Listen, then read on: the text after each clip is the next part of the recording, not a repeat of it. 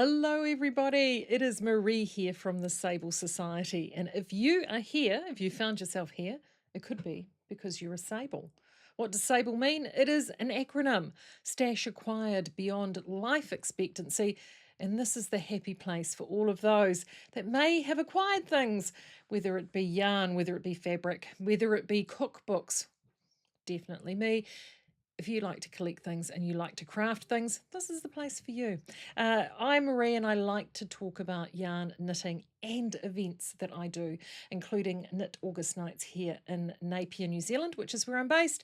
And of course, Knit August Nights, for those that have attended, 2009 was the very first event that we created. And I'm going to talk about this again today. Knit Australia Nights. Yes, we are taking this show on the road. We're going to Australia to Bendigo in Victoria in July of this year, and registrations open on Valentine's Day, which is not very far away at all. So I thought I would come along today. The video I did last time, bit of a disaster. You would have think what I do for a day job, I'd be better at this. I thought I was screen sharing. Yeah, turns out that I wasn't. So that's okay. I thought I would show what we're looking at, just using everyday devices that you've got at home and help prepare those who, if you're in Australia and you've never been to one of the events that I run, it is quite different in terms of a knitting event. It's relaxed and fun, but there's lots of learning going on, very, very heavily learning focused. So I thought I would pull out and show you what this actually looks like when you pull it up on a device.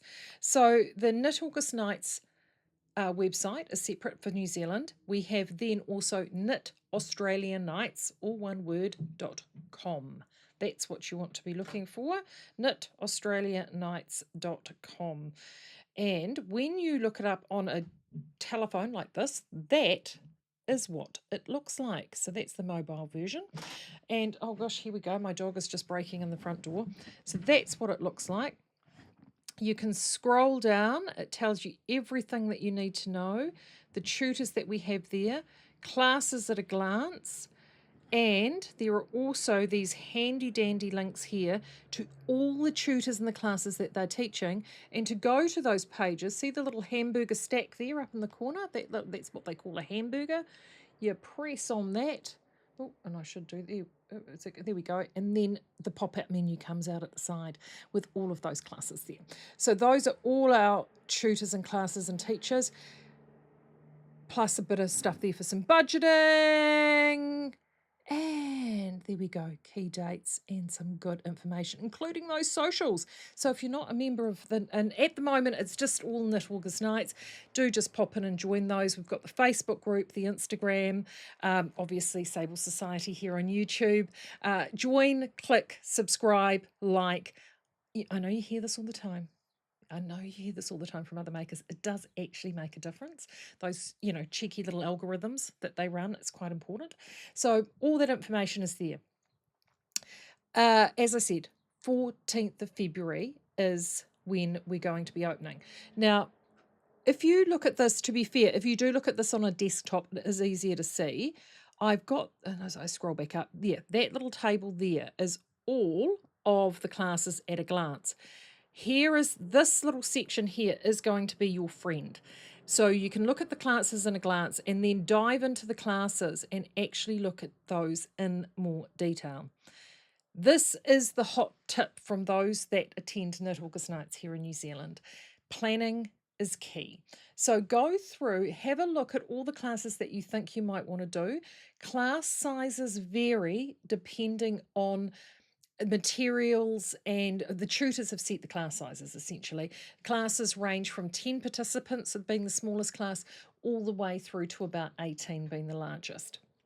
So not huge class numbers. The average tends to be between 12 and 15 people.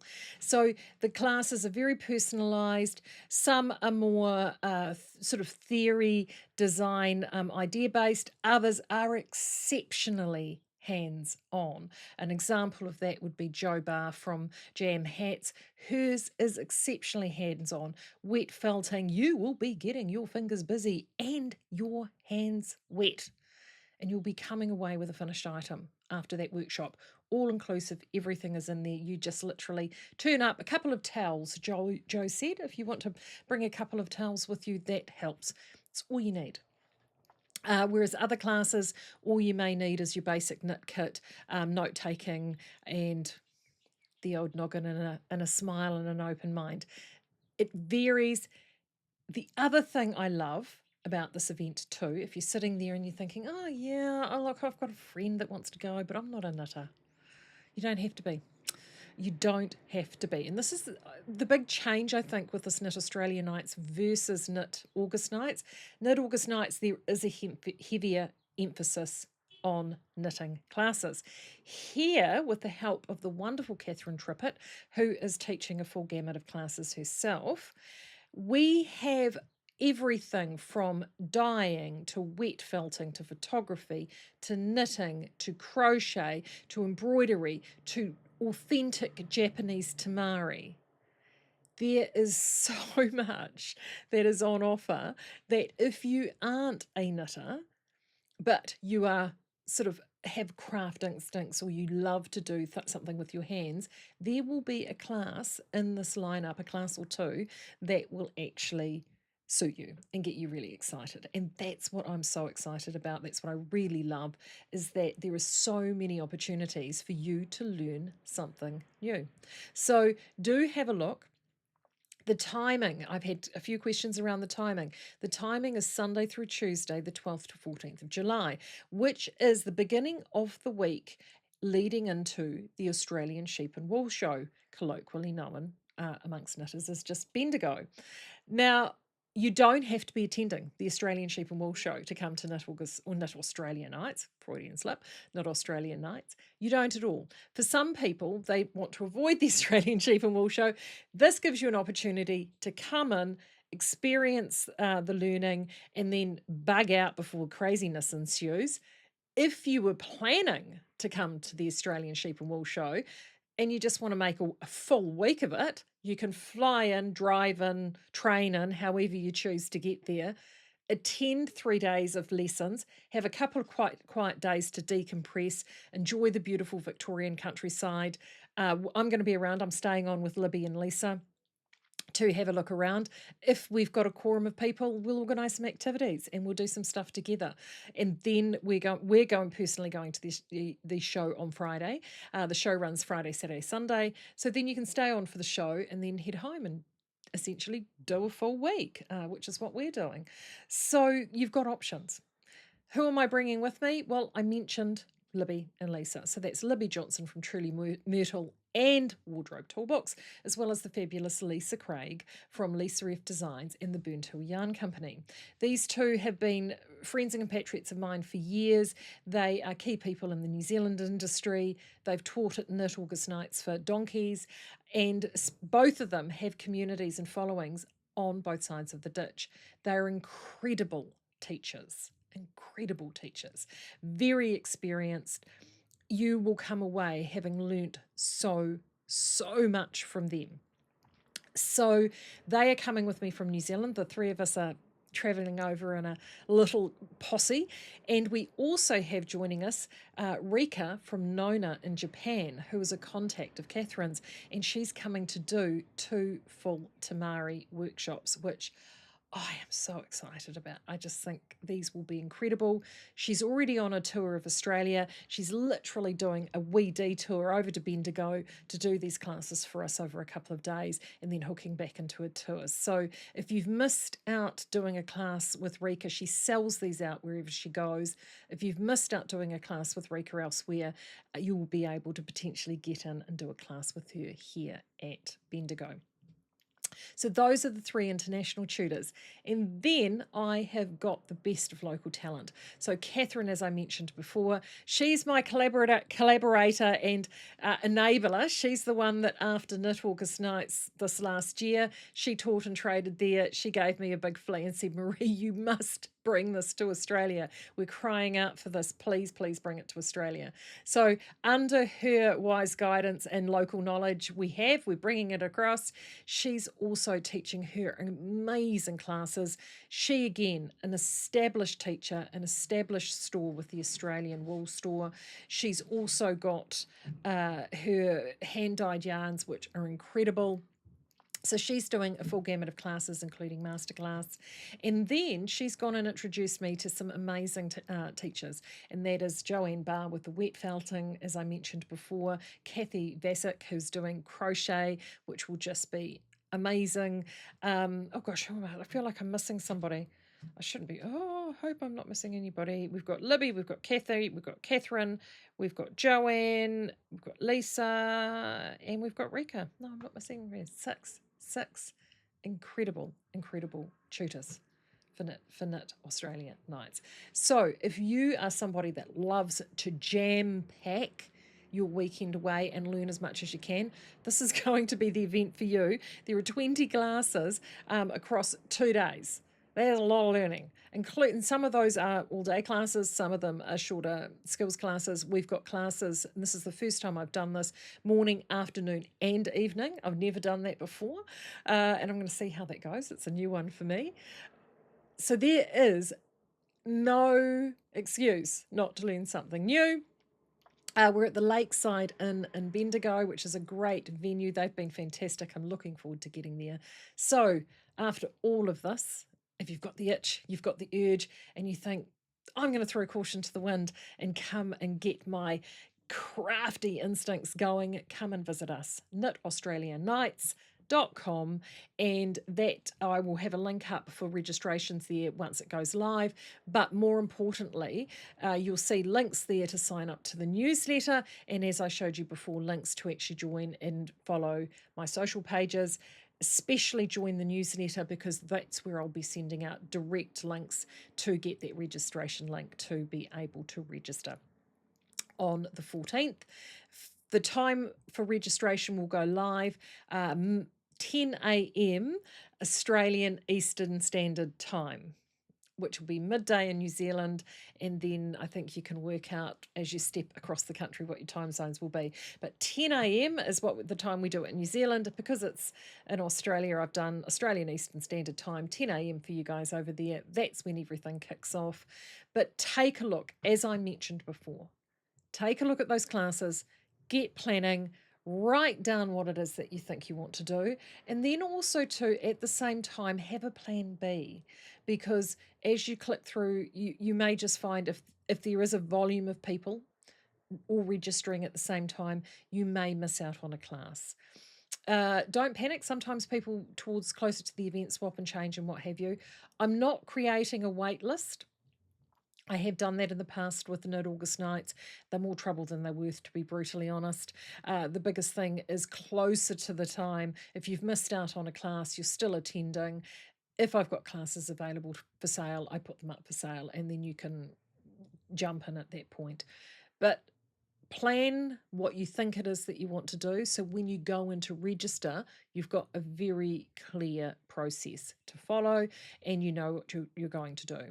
If you've got someone that's coming with you and they're going to be, fortunately, Valentine's Day is a Saturday, so it's a little bit easier, but someone has got something on, they're at work, they've got an event, they're not able to register at that time and they're worried about missing out, you can actually register them as well. So you go through the registration form, you put all your classes in, and then it will actually ask you, would you like to register another person? You can actually select that, go back up and put all their details in. Everything is all on site in a single venue, and don't panic if there are you as a group and you don't get the same class as your buddy.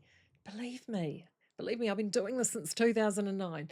You're going to make new friends. It's not the end of the world if you're not there with your buddy and you get separated for a class or two. Trust me, you're going to make new friends and have a really good time. So there you go. knitaustralianights.com is the website. Get planning now. Registration's open Saturday, Valentine's Day, 10 a.m. Australian Eastern Standard Time. There you go. There's your plug for Knit August. No, oh God, I've done it again. Knit Australian Nights. I've got to get used to it. And I've actually got another one on the. Lisa sparked an idea in me last night, and I'm thinking about that as well. Insane. I know. What, for those who are regulars from Skeins Diaries, welcome back. I do miss you guys. I miss doing the Skeins Diaries. But I am loving, would you believe it's been a year? I don't know where that's gone. I am loving, though, being at home and having time to knit. It has just been such a joy. I'm really, really enjoying that. As you can see, oh, that way. As you can see behind me there, I've got my basket weaver shawl, which is Stephen West, done in roving, which was a one-off skeins yarn we did several years ago. I keep looking at it. I put this out there, put that out here because it just sort of worked, coloured, coordinated, and what have you. But I keep looking at it thinking, gosh, I really do need to do another one of those that I wear. But also too, I quite like the sweater. I think I might actually do the basket weaver sweater. It was just a really fun, funky idea and concept, and actually quite enjoyable to knit. So I might do one of those. But anyway, and I'm also today, if you're, some people will generally ask, this is Rebel from obviously the fabulous Libby from Truly Myrtle. It's just a great interseasonal cardigan, which I'm having to throw on today because even though it's technically still summer where I am, we have gone from some incredibly hot days a few days ago to, I got up for my walk this morning and it was decidedly chilly, and yeah, it's only going to be in the early 20s today, which is, for where I live, is, yeah, decidedly crisp for this time of year. So this is perfect. And the yarn is from the fantastic Sue Goodley, who is a local dyer here in my region, Hawke's Bay.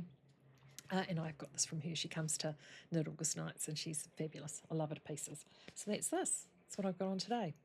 Now, I just wanted to show you what I have been up to knitwise. And if you follow the Facebook or the Instagram, and I'm sorry that I'm not everywhere. If you're a TikTok or Tiki-Tok person, I don't do the talk of tick. Yeah, I keep my social media profile to the barest minimum and old school because I'm old and that's what I like to do. So you Instagram, Facebook, and YouTube. That's what you're going to get. So yeah, Snapchat, talk of tick, not for me.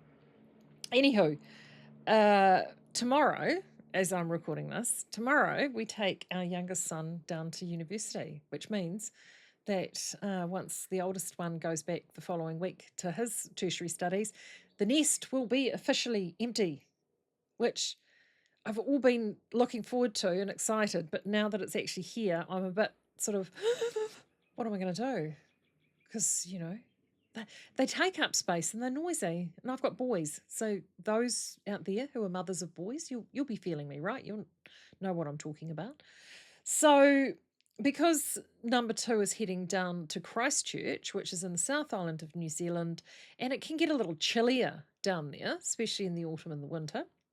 It's in the South Island, it looks over the Southern Alps. If you've never been to Christchurch, it is a fantastic city. It's our second largest city. It's the one that's really taking off in New Zealand. So he is off to Canterbury University. So I had this sort of brainwave because after I left Skeins, I didn't realise how much of my stash was at work.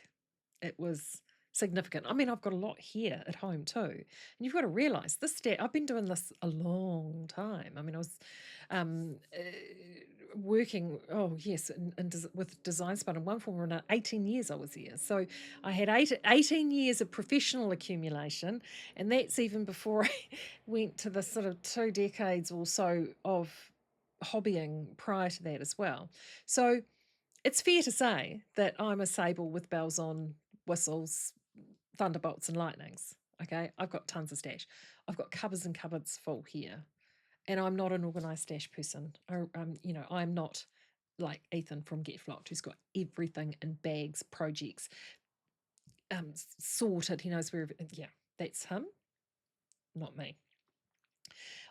Every now and then I do actually go through it, and then it's a bit like Christmas. It's like young Christmas. I'll go through it. I'll have a look at it and go, oh, I haven't seen that for ages. And then there'll be, and you'll get excited and you'll think, oh,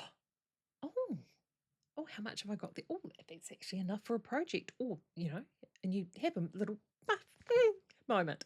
And then you'll go through and then you'll look at it and then you'll find something and you'll go, oh gosh, I must have been drunk when I bought that. Why on earth did I buy that? Because fashions and yarns come and change, right? So you'll buy something at the height of what was the big hip thing then, which seemed like just the thing to do then. And then you look at it now after 15 years and you go, oh, gosh, why did I do that? So that's pretty much my stash. When I bought my stash home from Skeins, a lot of it wasn't in big lots. Lots of it was single balls or a collection of single balls of a colour range of one type of yarn or lots of unicorns. I would buy yarns while on my travels. I did a lot of travelling for a number of years for a variety of different reasons. And I would always do, crafters and yarnies do. We visit yarn stores when we're away.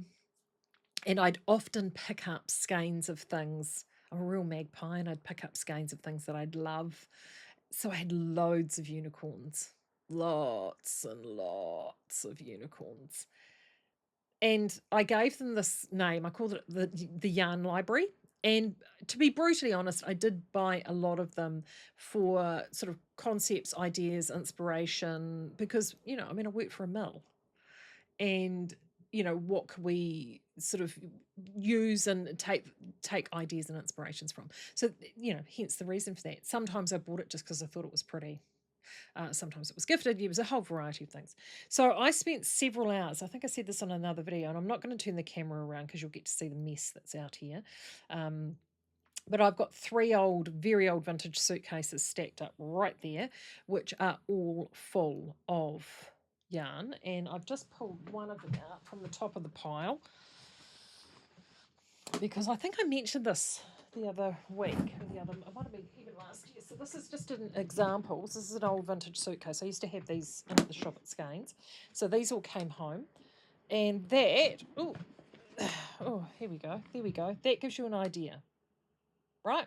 So all of those suitcases, and that most of this has come back from, and I'll just pull a few out to give you an idea of why I've gone and done this. So what I went and did is because there were so many of these unicorns around the place, I thought, right, I need to sort them out. So I would do things. So this is a really great example. So I've got one ball there. Isn't that ball at the top the most delicious thing? That is an Ian Kelly, who is, he's now retired, the incredible Ian Kelly, who is probably one of the most technical mill brain geniuses that you'll ever meet. He created that many years ago as a concept. Sorry about the dog. And that was just, we had a couple of sample balls and that was one that got saved. And then underneath, if you're a lover of Highland Heathers from Skeins, that was a Highland Heathers. And as you can see, peas and carrots there, my friend. So I just put sort of ideas of things that could be there. Here's another one. These are Papillon, which was a yarn, hand-dyed yarn that we pulled out in Skeins a few years back. I've got leftovers from samples that we'd knitted, or either I'd knitted or our sample knitter had, and these were the leftovers. So I pulled all those together, and I thought doing a crazy hitchhiker would be an idea. Here's another. This is a range. Actually, the top yarn is the yarn that we did, especially in a collaboration with Stephen Berg from Stephen B in Minnesota, and then 2 pearl yarns to go with it. So that's sort of what I've done. I've just literally gone and created that, that entire suitcase is literally filled to the gunnels with that sort of thing. And what I thought I would do is across this year is every now and then go and dive in, pluck one of those out and actually do whatever I've written on there, just as a, filling it up. But back to my son. Because my son was going away, I had done that, I thought, I'll knit him a hat. And I had this unicorn. One of the unicorn balls was a ball of Zalana, which had been given to me, and that's it there. And I knitted it, and of course, a single ball it was just perfect to make. Couldn't do a slouch beanie, but I could just do a classic toque beanie. I've got this pattern memorized. If you're wanting something like this, Kogo, I think it's Knit One Give One. I think if you just Google it, you'll find it. They've got a similar beanie pattern, but this is one that's so I've done all of these knitted flat. Before all of you go, why on earth have you done that, Maree? Don't laugh at me, but I love mattress stitch. And also, too, I just find that for matching up stripes, I hate doing joggle stripes. It annoys me. I hate doing the shaping in the round, even with magic loop on the crown. So I just find it just as easy to do it straight. So this is a classic beanie. I do 122 stitches because I have a selvage stitch at each end because I'm seaming. And then it's about 20 odd stitches through here in stocking stitch. And then the crown shaping starts at the top, which is literally every right side row. You start with knit 10, knit 2 together, and you do that every alternate row until you get to the end, and then you just pretty much that's it. So anywho, knitted that one first with that ball of Zalana, and it came out beautiful. And my husband saw it, and he's a man who's completely bald, like shaved bald. My children have never seen their father with hair at all, ever. So because he's been bald the whole time. So he's been completely bald for 20 years. And so beanies in the winter are his go-to. I always do, because he's bald, possum beanies. He's got about 2 or 3. And he saw this one. He said, oh, that's nice. Is that possum? And I said, yes. So he wanted that. So I thought, oh, the husband can have number 1. So I thought, well, I need to get on and knit my son another one. So I did. And then the next one I did was this one here. So those who watch my Skein Stories videos or look at Know My Ravelry page will recognise that. That is Kelly & Co., which is authentic Donegal tweed, Australian and New Zealand merino, absolutely stunning. Down here is some leftovers from the Great Ocean Road. I think is it the Great Ocean Road Yarn Company? It's Nick anyway.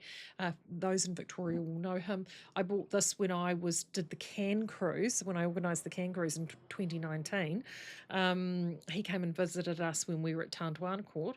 So I made a cowl with that, which I showed you in a video last year. Had a little bit left over, so I put that in the bottom. That's just a rando that I had floating around as well. And so I made that for my son. You would think that I would leave it there, but no, because my son's going to university, and I had, with 4 or 5 of his little buddies. And I thought, oh, their mums probably don't knit. So I thought, oh, well, I'll knit one for his buddies. So I knit another one. And then one of his little buddies is a wee girl. So I knit another one, which I thought she might like. Then I found another ball of Zalana and knit another one. And then I got really excited, and I had left, actually, see that bit of brown there? I had left over the stunning ball, and a Liz, if you're watching this, because you could be watching this, the wonderful Liz done and picked in. If you're watching this, Liz, that ball of Saxony that you and your friend gave me when I saw you in Nelson last year, there it is there. So that's part of it in this beanie here, part of it there, and I use part of it in the cowl as well. Look at that. This is Saxony merino. It is the most buttery, delicious stuff. It's from a small home flock, non-gilded combed, amazing. So I had one single ball of this yarn. It was their last ball, and they bought it. And so that's gone into that beanie there. I've just done a little sort of transition and had left over. This was a leftover that I bought from Union Fibre. If anyone knows Union Fibre, she does incredible hand dyeing. That's a wool cotton blend. Amazing. So I did that one. And I'm thinking 1, 2, 3, 4, 5. Yeah, 5 was enough. And I thought, oh, that's right, I needed one more. So I pulled together that leftover. So these are all made with leftovers. By this stage, I'm thinking, okay, Maree, you're done. No, no. Because of course, by this stage, I'm in the zone. I'm in the beanie zone. I'm going for it. I mean, what did I call it? Mad hatting turned into Hattageddon. It's just, I just can't believe it. I just keep going. Because what happened is I had these couple of big bags of yarn, all full of scraps, basically, a couple of full balls here. They were balls that didn't make they were totally crazy rando bits. As I said, this is left over from sweaters, a sweater and a cardigan that I did for my husband and I. This is actually, see that lovely mushroomy colour? That is actually two different colours of yarn, which I think they're the same yarn, but they came across two different batches and the colours were quite different. So I was able to blend both the colours in both batches. They're all crazy ass leftovers. Crazy ass leftovers. This one here was this very fine. Both of them actually. This was a sample ball. This was this. I think it was the Acadia Fibre Company, which I got from Get Flocked. I made a cowl with it when I went down to the open day for a son in Canterbury because I forgot my knitting. So Ethan needed to hook me up, and I had leftover, and I thought I'll get a hat, but I wanted to tie. See how there's a marling in there? I wanted to tie it all together. Well, ages ago, when I was at Skeins, I went on this whole Japanese Ito frenzy, and I have a whole bunch of cones, all of them different colours of Ito, which is this, and this one's the Kinu, which is the silk. It's essentially a fine silk yarn. So what I did is I mailed it with this to tie it all together. It looks great, right? So good. So that's the Kinu. Then, of course, I got so excited that I'm going to have to put this down because I'm running out of room. I got so excited on marling that I thought, I need to do more marling. And as I dived around in my little bag, where is it? Oh, it must be in this. Here it is here. When I dived around in my bag, at the bottom of the bag, I found some homespun, which I couldn't believe I still had because I haven't spun it for ages. That's it there. And that's some alpaca. And it was actually, see there, all those little gorgeous mini skeins. Well, that's from Tote in Oamaru. And I also bought a mini skein sort of fibre pack as well, natural dye. That's what that is.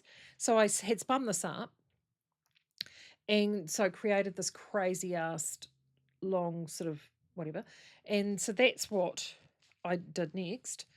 And and of course my spinning at that point, it was about a sport weight, so it wasn't enough for the beanie. So I then found a fine full ply alpaca that I had, which was Mahana in sandstone. It was a natural one. And so I mailed that together. Right.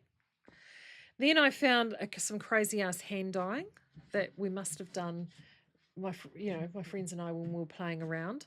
And as you can see, it's sort of crazy colours. But I had enough there, I knew, for a crown. And that, I think, is some Cove. I know. By this stage, you're probably thinking, well, Maree, you really do have a problem. Each one takes me, usually it's one hat across 2 days because I'm obviously working in between. So it's usually two evenings I can get one banged out. This is the current jobby. So this, you may have noticed, this has popped up in several brims and across several of the hats. I had a single 100-gram ball of white gum merino in this colour, which is just a gorgeous colour, so I've used that a lot. And then this is, I'm going to hopefully eke it out. I think I'm going to be okay because I'm on the decreasing now. This was a project that I did at the end of last year. I think I may have shown you this on the video. This is the Sable Society mohair, and this is actually one of a single roving yarn that the mill had sent me as a sample to consider, which is unlike the colour helix. This is just a single roving straight ombre. I'm still undecided about this, to be brutally honest, but anyway, they'd given me enough. They actually were really generous. They sent out about 6 balls, I think, and it's got tremendous meterage. So I ended up knitting a what I call a vanilla love note. So I took all the lace out and just knitted the jumper in those two, and this is all I had left. So I am literally knitting a beanie in that, which will probably I'll end up doing matchy beanie with the jumper. So that one will probably be for me. And then and I'm now getting to the point, because I've got all these leftovers, I sort of, still little bits of leftovers, I'm determined to use them. So I found that, and then I found this. This was a dip dye from Skeins. That's a Padstow from thing, and I looked at that and I thought, that's enough for a beanie. There we go. I'm going to Christchurch overnight. I'm going to make that. And then I found these crazy little three were sitting there together, and I thought, oh, there's enough for a beanie. And yeah, I think I might need an intervention. See, counselling. Counselling. I think I might need counselling. Because my son wants a sweater for Christchurch. I have promised him I'll knit him a sweater for Christchurch. I've done the swatch. We've got the yarn. I'm just going to base it off a sweater that I've already got. And I know once I get into it, it's not going to take me long to do. But I just can't shake doing these hats. It's insane. I know. I have a problem. It's bonkers. Do you have a problem like that? Please tell me it's not just me. But anyway, I'm enjoying it, so I don't care. I really don't care. And do you know why I like doing it? And if you're somebody who's like this, or particularly if you're a person of a certain age, you'll appreciate this. There are two things that I love about these hats, and that these hats satisfy, and they give me that little dopamine hit. One, as I said, I'm getting through one hat every couple of days. So it's that sense of completion. Boom. And you're knocking them out. Boom, boom, boom, boom. And you look at that and you think, oh, look at that. Yeah, I'm a knitter. Look how much I've knit. I have knit so much. So there's that. So that's good. The sense of completion, the sense of woohoo, So there's that. And then the other thing is I hate waste. I hate waste. Oh, I need to move that way. There we go. I hate waste. Absolutely hate waste. So to be able to use up all these tiny little scrappy pieces, because you only need the smallest amount if you're doing a couple of rows, right? Because in some cases, these beanies, there's only 2 rows of yarn. So I can have the tiniest little pathetic ball of yarn, and it may even just be the cast on and to do an edge, and that's it. I mean, I know. So the fact that I'm using all of these yarns, and as I said, some of them are stunning. So there's possums, there's unicorns, there's these beautiful artisan yarns like the Great Australian Yarn Company Ocean Road yarn, like that Saxony, that beautiful boutique Saxony merino. There are so many of these gorgeous yarns. You want to maximise the joy that a single ball can give you and use every single freaking skerrick. So that's what I'm doing. Every freaking skerrick. I know. I need to get off the hat jag, and I think I'll do this once I physically get my son down to Canterbury, and then I'll start his jumper, and then I'll do it while he's not around, because he'll then want modifications, and it's like, no. I've got his measurements. He's tried on the one that I've got. I know exactly where I need to go. I've got my swatch. I've got my roadmap. So once I get onto that one, I will give you guys a holler and we can talk about that and we can see how we're progressing with that. So, yes, that's the good news on that score. But no, that's what I've been up to. Hatting, hattigeddon, having some attitude. I don't know. Anyway, I'm going to let you get on with your day. Thank you so much for giving me your time today and listening to the ramblings of a crazy Sable. This is the Sable Society. I am Maree. Make sure you like and subscribe. And if you want to come to Knit Australia Nights, I would love to have you. knitaustralianights.com. Registrations open Valentine's Day, 10 a.m. Australian Eastern Standard Time. Make sure you come along and have a great 3 days with us. I'd love to see you. All right, take care.